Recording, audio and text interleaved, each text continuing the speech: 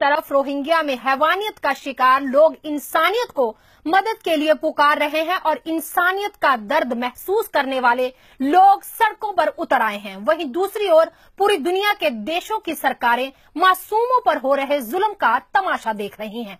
Turkey के अलावा पूरे विश्व में कोई भी ऐसा देश नहीं जिसने सीधे तौर पर रोहिंग्या लोगों की मदद की हो। बांग्लादेश, इंडोनेशिया और ईरान जैसे देशों ने इस जुल्म का विरोध किया है, जबकि पाकिस्तान ने इस घटना की निंदा कर पीछा छुड़ा लिया है। भारतीय मुसलमानों ने सऊदी अरब को अपील की है कि वो रोहिंग्या लोगों की मदद के लिए आगे आएं। दूसरी ओर दुनिया के सबसे बड़े लोकतंत्र भारत का रवैया भी कुछ चौंका देने वाला है। भारत सरकार 40,000 रोहिंग्या लोगों को बाहर का रास्ता दिखाने की तैयारी में है। मामला देश की सबसे बड़ी अदालत में है। सरकार का कहना है कि ये लोग देश की सुरक्षा के लिए खतरा हैं और ये लोग आतंकवादी हैं, जिसके मद्देनजर इन्हें किसी भी सूरत में यहाँ रहने नहीं दिया जाएगा। जबकि विरोधी पक्ष और मुस्लिम संगठनों का कहना है कि मोदी सरकार मुस्लिम विरोधी है और अपना हिंदू कार्ड खेल रही है। उन्होंने कहा कि जब भारत के दरवाजे सभी धर्मों के शरणार्थियों के लिए खुले हैं, तो रोहिंग्या मुसलमानों को सहारा क्यों नहीं दिया जा सकता। सीधे शब्दों में कहें तो इंसानियत को दरकिनार कर उनकी मदद करने की बजाय राजनीति चमकाई जा रही है। इसमें कोई दो राय नहीं कि भारत में आज भी 1,50,000 से ज्यादा तिब्बती शरणार्थी स्थायी तौर पर रह रहे हैं। तत्कालीन प्रधानमंत्री पंडित जवाहरलाल नेहरू ने तिब्बतियों को भारत में रहने की इजाजत दी थी।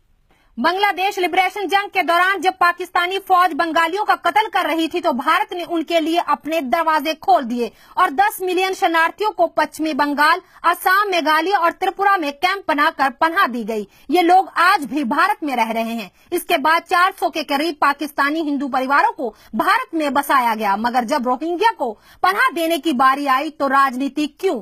लाखों लोगों को मौत के घाट उतारने के बाद अब यूएनओ की नींद खुली है। रिपोर्ट सामने आई है जिसमें कहा गया है कि म्यांमार की आर्मी आतंकवाद की आड़ में रोहिंग्या मुसलमानों को बेरहमी से कत्ल कर रही है। वहीं यूएनओ के आरोप को म्यांमार ने सिरे से खारिज कर दिया है।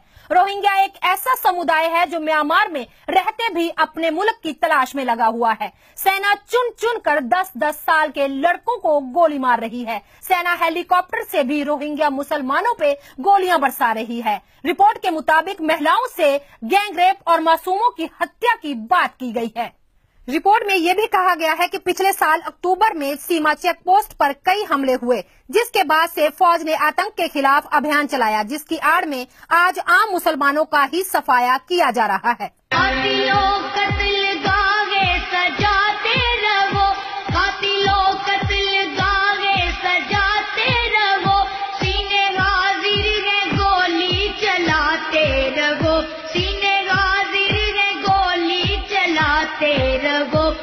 अकीदे पे तन मन लुटाने पे हैं, हमको मालूम है हम निशाने पे हैं, हमको मालूम है हम निशाने पे हैं। हमको चलना है हर हाल कुरान पर, दुश्मनों का चलन जंगली जानवर, हर हदे आदमियत बुलाने पे है, हमको मालूम है हम निशाने पे है, हमको मालूम है हम निशाने पे है। चलती बंदूक के हम दहाने पे हैं, चलती बंदूक के हम दहाने पे हैं, हमको मालूम है हम निशाने पे हैं, हमको मालूम है हम निशाने पे हैं।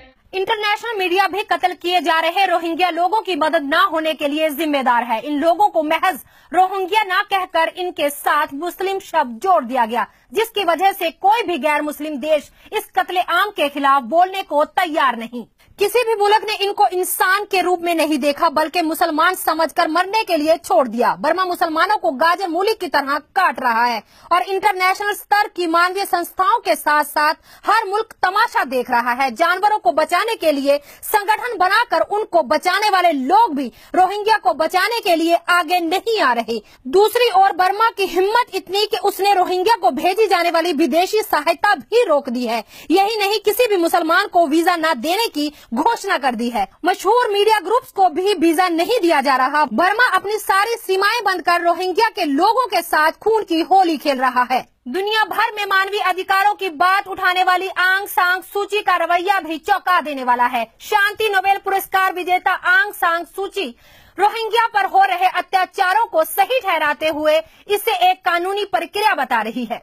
म्यांमार में 25 साल बाद 2016 में आयोजित हुए चुनाव में सू की party national league for democracy को भारी जीत मिली थी और इस समय वो सबसे प्रभावशाली नेता है। नोबेल विजेताओं ने नोबेल कमेटी से उसे ये पुरस्कार वापस लेने की बात कही है। उन्होंने कहा कि अशांति फैलाकर सू ने नोबेल पुरस्कार का निरादर किया है। नोबेल विजेता मलाला ने एक खत लिखकर कहा कि अगर आप अब नहीं बोलेंगी तो फिर कब बोलेंगी।